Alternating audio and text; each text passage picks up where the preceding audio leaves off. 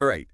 Hey, everyone, and welcome to another deep dive. We just love getting into these books, and today we're going to be diving into Fourth Wing, and specifically, that relationship with Violet and Dain. It's complicated, to say the least. It really is. And Yeah. we've gotten some questions about Dain's behavior and whether or not his protective instincts are maybe getting a little too far. Yeah, it's a fine line, isn't it, between like wanting to protect someone you care about Right. and kind of crossing over into controlling their actions. Yeah, and I think, on the surface, it seems like his intentions are good, right? He cares about Violet.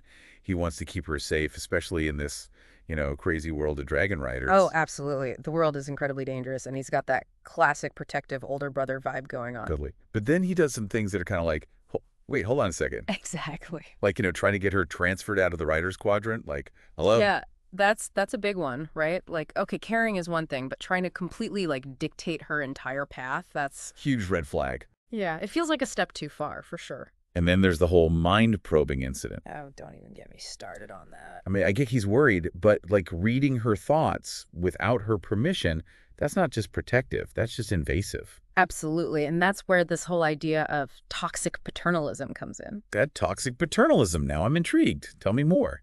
So basically, it's this dynamic where someone genuinely believes they know what's best for another person, Okay. even better than that person knows themselves. And so they feel totally justified in taking away their power to choose. Interesting. And you're saying that's what Dane's doing with Violet? I think there's a strong argument to be made there. Yeah. Yeah, I mean, think about it. He's so fixated on this idea of her being fragile and needing his protection constantly Right. that he can't even see the strong, capable dragon rider she's becoming right in front of him. It's like he's stuck in the past. A little bit, yeah. He's holding on to this image of her as this timid girl she used to be and not the warrior she's becoming. And that's kind of sad because it seems like he really does care about her. Right, and that's what makes it so complicated.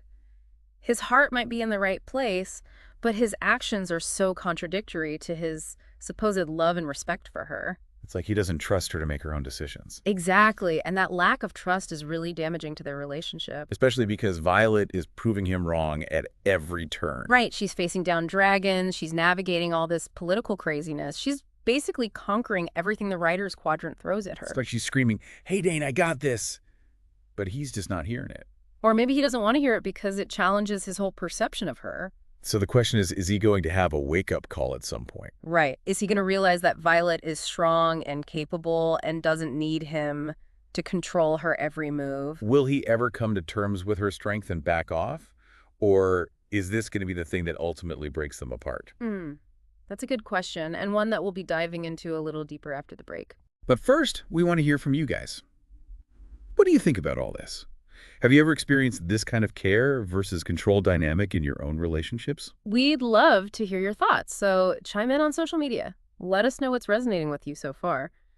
So before the break, we were getting into this whole idea of toxic paternalism and how it kind of shows up in Dane's relationship with Violet. Yeah, and it got me thinking, like, is this just a fantasy book thing, or does this happen in real life too? Oh, it definitely happens in real life. I mean, think about it.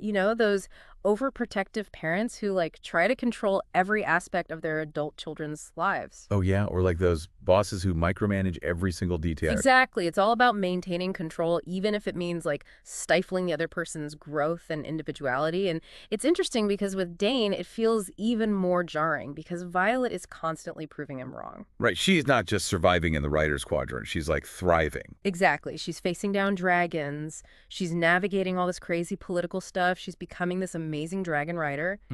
And Dean's just like stuck in this time warp where he still sees her as this fragile girl. Yeah, it's like he needs her to need him, even if it means holding her back. But doesn't that make his love for her kind of conditional? Mm. Like he only loves the version of her that fits his idea of who she should be.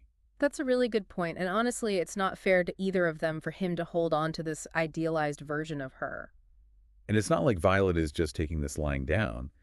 She pushes back against Dane's attempts to control her, even if it means like risking his disapproval. Exactly. And that's so important because it shows that she's not just fighting to survive. She's fighting for the right to make her own choices. It's like her journey is about breaking free from those expectations as much as it is about, conquering the physical challenges. Absolutely. It's about her agency, her right to define her own life. And that's something I think everyone can relate to in some way.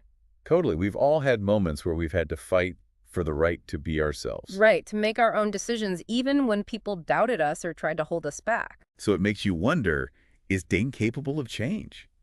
Can he let go of this need to control Violet and just accept her for the strong, independent woman she is?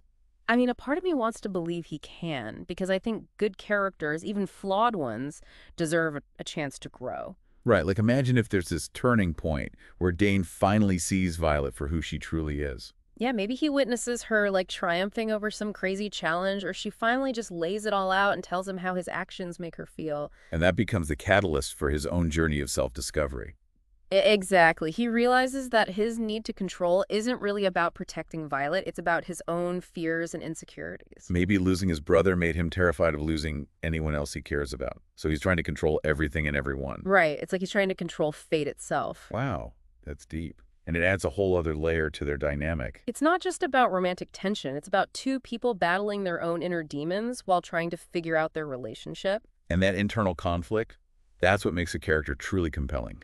Exactly. It's what makes us root for them, even when they mess up. So we're all rooting for Dain to have that epiphany, that moment where he steps back and says, okay, Violet, I see you. I trust you, go fly.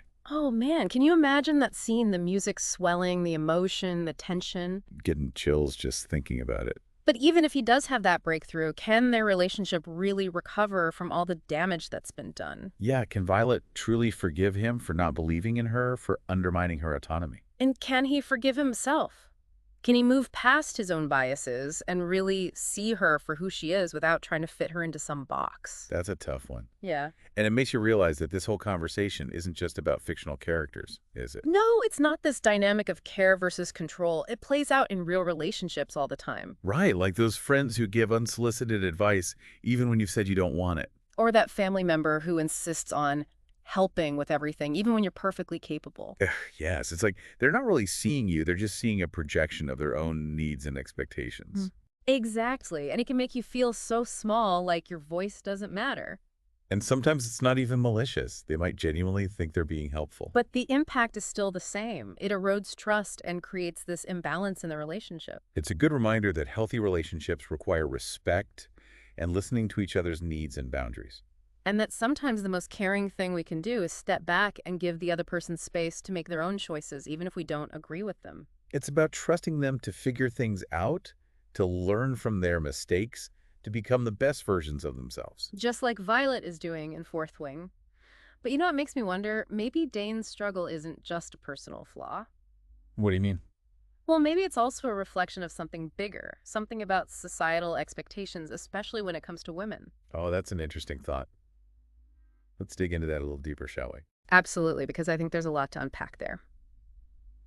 All right, so we're back. And before the break, we were talking about this idea that maybe Dane's struggle to accept Violet's strength isn't just, his own personal thing. Right, like is there maybe something bigger going on here? Exactly. And you were saying maybe it has something to do with societal expectations of women. Yeah, I mean, think about it. Women are often told to be more passive, Yeah. rely on others for protection. It's true. They're not always encouraged to be assertive or ambitious or, physically strong. And when they are, they often face judgment or pushback. Right. It's like society tries to put them in a box. Exactly. And so maybe Dain has internalized some of those expectations and he's projecting them onto Violet. Even though she's clearly breaking out of that box. Totally. She's defying those norms left and right. It's like he can't reconcile the woman he thinks she should be with the warrior she's actually becoming. Which honestly makes his character even more tragic in a way. It does, because he's trapped by these limiting beliefs, just as much as he's trying to trap Violet. And it reminds me of something some listeners brought up about Dane's past trauma. Oh, you mean losing his brother? Yeah, exactly. Okay. I mean, trauma can have a huge impact on how we see the world and relate to others. Absolutely. It wouldn't be surprising if his need to control comes from a fear of loss. Like, he's trying to protect Violet from suffering the same fate as his brother. But in doing so, he's kind of stifling the very qualities that make her strong and capable. It's a tough situation for sure. But to be fair to Dain, some listeners have pointed out that he's not always controlling.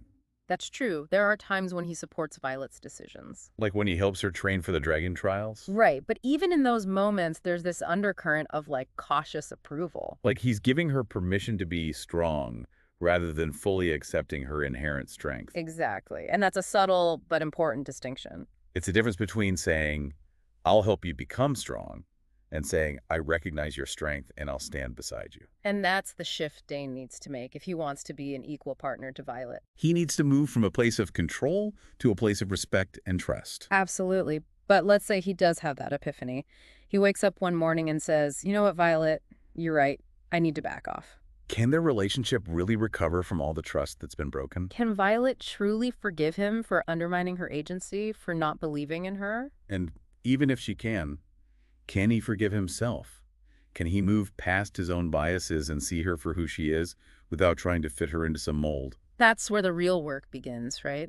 Yeah. It's not about grand gestures. It's about those everyday efforts to unlearn those toxic patterns. It's about challenging those ingrained beliefs and recognizing that true love isn't about control. It's about empowering the other person to become their best selves.